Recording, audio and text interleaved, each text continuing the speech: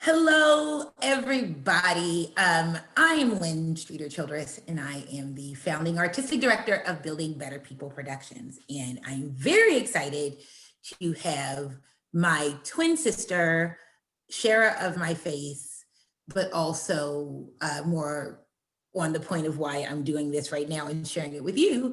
She is the playwright of The Gift of the Mad Guy, which is Building Better People Productions annual holiday show.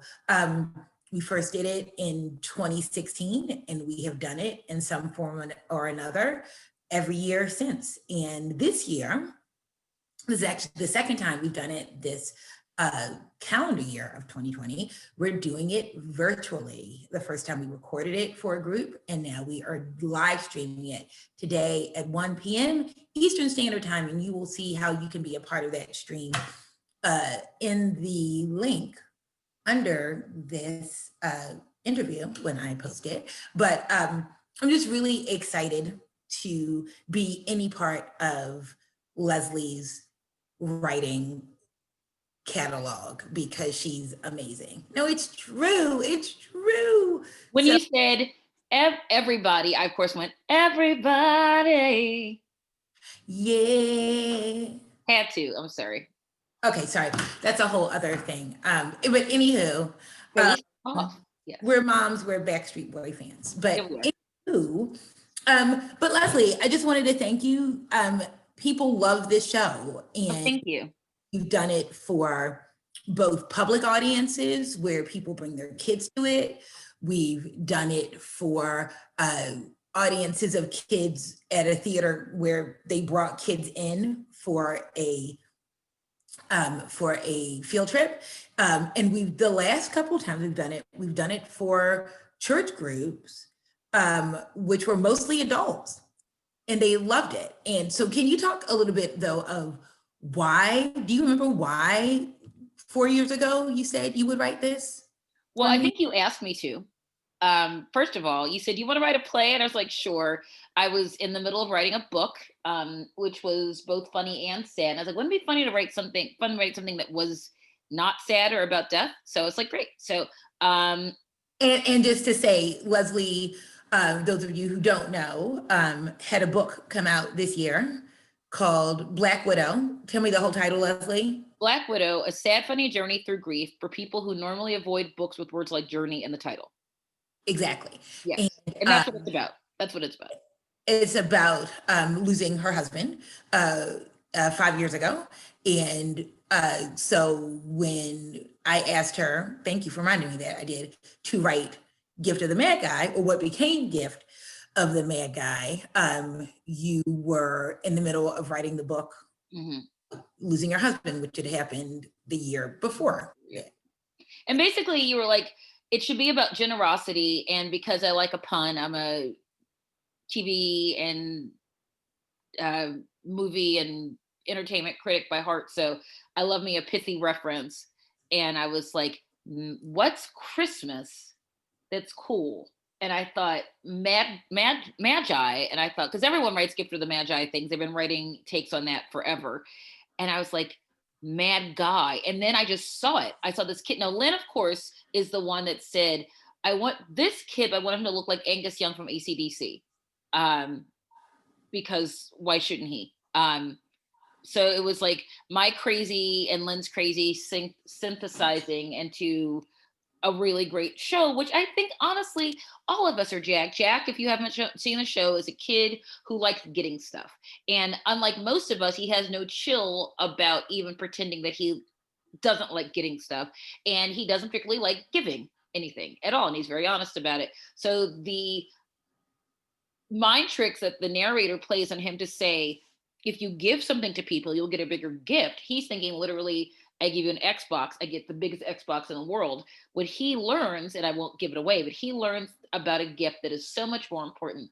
Although Xboxes are cool, he learns about something that's so much more important. And it's funny, it's thoughtful, and I think right now I'm gonna sound it's the play we need, because that sounds stupid because I wrote it. But I think that we need things like this that are about connection, because right now we're not connected to each other. And the vaccine's coming, guys. It's coming. We're going to be there in like a year, I think. And it's some semblance we're all going to be together again, and people will be able to come see this play next holiday season in person. I believe that. But right now, I think that anything that we can write that talks about generosity and the things that we give to other people and how the connectivity of gifts of ourselves to people keeps us alive is so important. So I'm so glad I wrote it, and I'm so glad that it's even more relevant, I think, now. Also, it's still got like some fun references. Also, you will know, well, you don't know me, so you don't know that I have many references to like the cats that I have owned in the script. You can figure out which ones. You do? Where? Baby Cat Jackson Elementary. That's not in this show, Leslie. That's in a show that I wrote. That's hilarious. Nope, That you didn't even write that piece. Okay, you and I are silly, and our brains are yes. together. So okay, this is so going way meta. Baby Cat Jackson is Leslie and Scott's cat that passed on.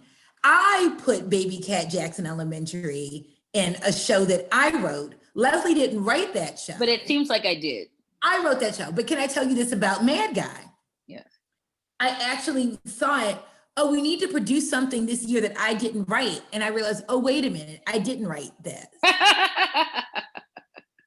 And there are people who read this show, somebody who's in this show, or the first director, but somebody who's been in this show, who's also familiar with We Got It, looked at both and said, yes, there's a lot of both of you in this and her in that.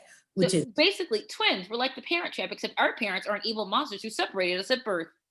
No, they're not evil monsters. Dennis, that was good. Come on. But anyway, but can you tell though about writing? This is maybe one of the last things I'll ask you.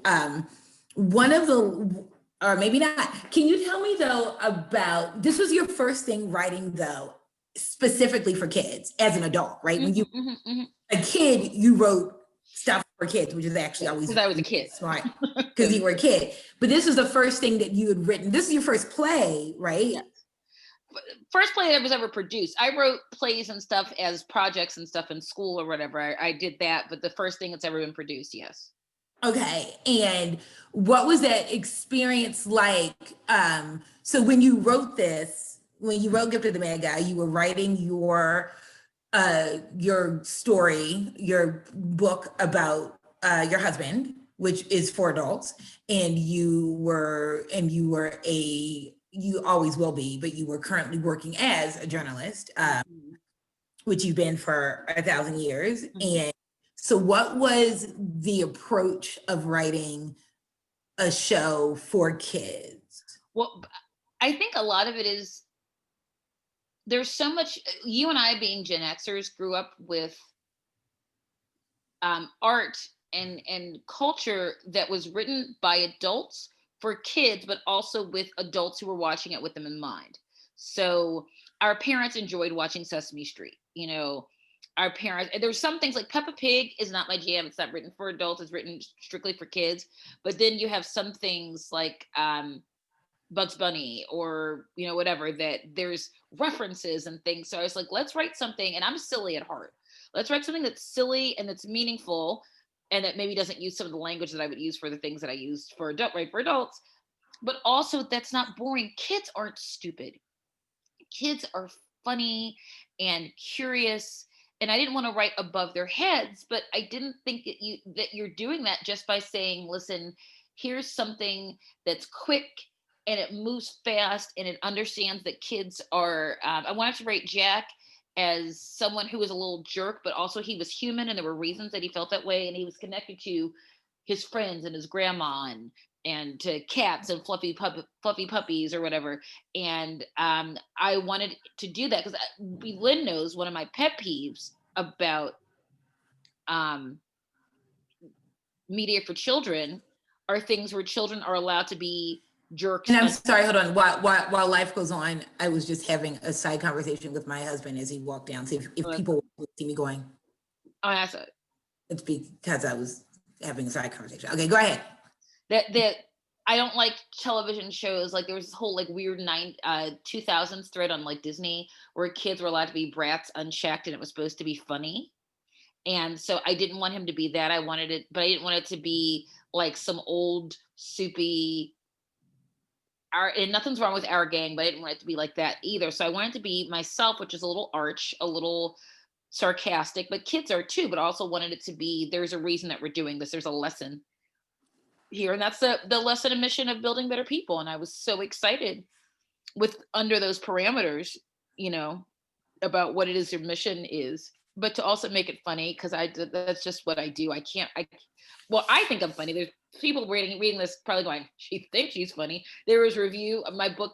The subtitle is Sad Funny Journey. The only bad review I got on Amazon was some person goes, it's not sad or funny.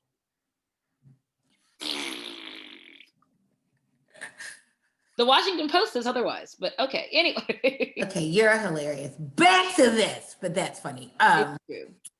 But I think that was basically it.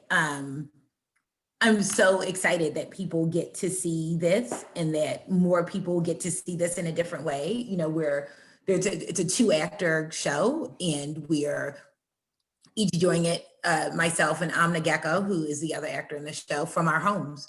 And our director is at her house and the stage manager is at her house in another state. She's in Ohio. And we're doing all of this.